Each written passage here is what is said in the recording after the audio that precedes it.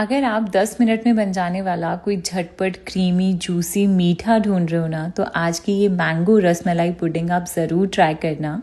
जिसे बनाना जितना आसान और झटपट है ना, उससे कई ज़्यादा ये खाने में टेस्टी मज़े की बनती है। मुंह में जाते ही ना ये बस घुल जाएगी। आप इसे ज़रूर ट्राई करिएगा। तो इसके लिए सबसे पहले हम बनाएंगे एक इंस्टेंट रबड़ी, जिसके लिए मैंने थोड़ा सा पानी डाल दिया है कढ़ाई में, ताकि दूध जो है ये जले नहीं। और साथ में अब मैं इसमें 750 ml यानी कि 3 कप दूध डाल रही हूँ, जिसमें से 2 कप मैंने पैकेट वाला दूध लिया और 1 कप जो नॉर्मल रूटीन में मेरे घर पर दूध आता है। आप कोशिश करके फुल फैट दूध लीजिएगा ताकि आपकी रबड़ी क्रीमी बने। तो इस दूध को अब हम थोड़ा बॉयल हो जाने के लिए रख देते हैं। और एक साइड पे अब हम लेंगे ब्रेड स्लाइसेस। तो इसके लिए मैंने वाइट ब्रेड स्लाइसेस लिए और थोड़ी छोटी साइज़ की ब्रेड है ये, बिल्कुल छोटे साइज़ वाली। तो मैंने 4 ब्रेड स्लाइसेस लिए हैं और बस इसकी साइड्स को हम पहले हटा देंगे। और इसके बाद अब हम चलेंगे दूध की तरफ। तो दूध को ना पहले मैं हाई फ्लेम के ऊपर बॉयल आ जाने तक पकाऊंगी। तो आप देख रहे हैं कि अब दूध में बॉयल आना शुरू हो गया है। तो अब इस खौलते हुए उबलते हुए दूध में हम डाल देंगे अपनी ये ब्रेड स्लाइसेस। डायरेक्ट ही डाल दीजिएगा, कोई तोड़ने की भी ज़रूरत नहीं है। और साथ ही में इसमें चीनी ऐड कर देंगे। तो मैंने 3 चम्मच चीनी ऐड की है, या आप अपने टेस्ट के अकॉर्डिंग डाल लीजिएगा।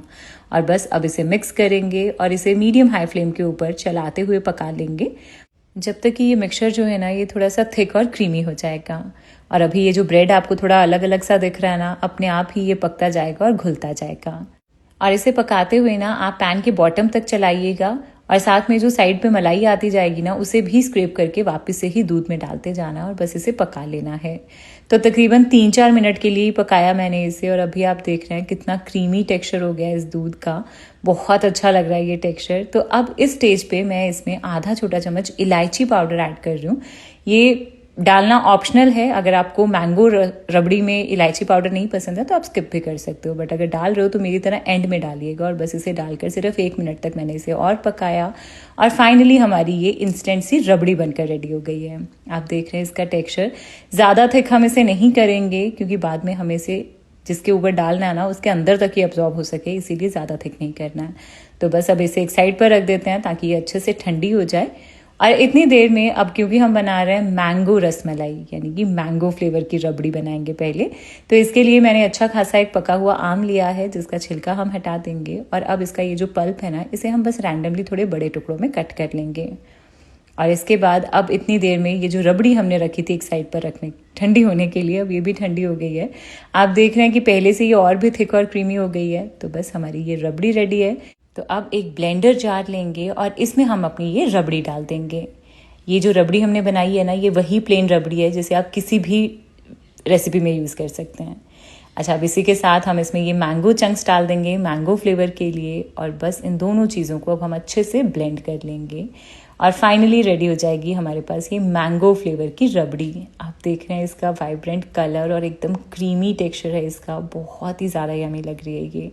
तो बस रबड़ी रेडी हो गई है। तो रबड़ी के बाद अब हमें रस मलाई बनाने के लिए, इस रेसिपी के लिए मैं ले रही हूँ यहाँ पर ये रसगुल्ले। ये मेरे होम मेड रसगुल्ले हैं जिसे मैंने घर पर बनाया है। आप मार्केट से लाकर भी यूज़ कर सकते हो। और वैसे अगर आपको घर पर रसगुल्ला बनाना सीखना है तो कमेंट सेक्शन में रसगुल्ला लिख दीजिएगा, मैं रेसिपी शेयर कर दूंगी। और इस रसगुल्ले को ना मैंने हल्का सा स्क्वीज़ किया है ताकि इसकी एक्स्ट्रा चाशनी निकल जाए। पूरी तरह से ड्राई नहीं करना है, बस सिर्फ एक्स्ट्रा चाशनी हटाई है। और इसके बाद अब इसे चाहो तो 2 पीसेस में कट कर लो या फिर 3 स्लाइसेस निकाल लो। डिपेंड करता है कि आपको कितना रसगुल्ला चाहिए अपनी डिज़र्ट में। मैंने 3 स्लाइसेस निकाली हैं। वैसे ये रसगुल्ले ना मुझे बचपन से ही बहुत ज़्यादा पसंद है। मेरी फेवरेट मिठाई है ये रसगुल्ला। वैसे आपकी फेवरेट मिठाई कौन सी है, मुझे ज़रूर बताना कमेंट सेक्शन में। तो बस अब हम अपनी इस डिज़र्ट को असेंबल करेंगे, जिसके लिए मैंने यहाँ पर एक ट्रैंगुलर ग्लास बोल लिया है ताकि ये डिज़र्ट देखने में अच्छी लगे। आप इसे किसी भी स्टील के डिब्बे में या इंडिविजुअल ग्लास बोल्स में भी सेट कर सकते हो। तो सबसे पहले एक लेयर हम इसमें लगा देंगे अपने ये रसगुल्ले की। जितना भी ज़्यादा क्वांटिटी में रसगुल्ले चाहिए उतने अच्छे से टाइटली पैक कर दीजिएगा, नहीं तो थोड़ा थोड़ा लगा दीजिएगा। और इसके ऊपर अब ये जो मैंगो रबड़ी हमने बना करके रखी है, इसमें से आधी रबड़ी हम डाल देंगे। आप देख रहे हो इस रबड़ी का टेक्सचर बहुत ही ज़्यादा क्रीमी है, ये बहुत ज़्यादा टेस्टी बनती है। तो बस अब इन दोनों लेयर्स को वापस से रिपीट करेंगे। अच्छा, एक इम्पॉर्टेंट चीज़, आपने देखा कि मैंने रबड़ी बहुत ज़्यादा थिक नहीं की है, इसीलिए ताकि वो रसगुल्ले के अंदर तक अब्सॉर्ब हो जाए। और बस सारी रबड़ी डालने के बाद अब इसे फाइनली गार्निश करेंगे, जिसके लिए मैंने पिस्ता डाला और साथ में मैं इसके ऊपर लगा रही हूँ थोड़ा सा चांदी का वर्क।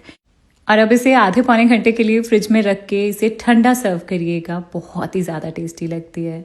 तो मैंने इसे 1 घंटे तक फ्रिज में रखा था और फाइनली रेडी हो गई है आज की हमारी ये मैंगो रसमलाई पुडिंग। मुझसे तो वेट नहीं हो रहा है, मैं तो फटाफट से इसे सर्व करने लगी हूँ। अगर आपने इंडिविजुअल बोल्स में सर्व किया है तो आप यूं ही बोल सर्व कर दीजिएगा, नहीं तो इस तरीके से इसकी निकालिए और बस इसे सर्व कर दीजिए। वाह, आप देख रहे हो कितना क्रीमी टेक्सचर है इसका। इसमें रसगुल्ले के अंदर तक ये मैंगो रबड़ी चली जाएगी, जिससे रसगुल्ले में भी मैंगो रबड़ी का फ्लेवर और ये मैंगो रस मलाई पुडिंग ना जब आप खाएंगे ऐसा लगेगा कि मुंह में जाते ही ना ये बस घुल गई है। बहुत ज़्यादा पसंद आएगी आपको। तो अगर आपको भी मैंगो फ्लेवर पसंद है और रबड़ी इंडियन मिठाइयाँ पसंद है तो आज की ये डिज़र्ट आपके लिए एकदम परफेक्ट ऑप्शन है। तो ट्राई करना, और अगर मेरी रेसिपीज़ पसंद आती हैं तो प्लीज़ मेरे चैनल को सब्सक्राइब कर दीजिएगा।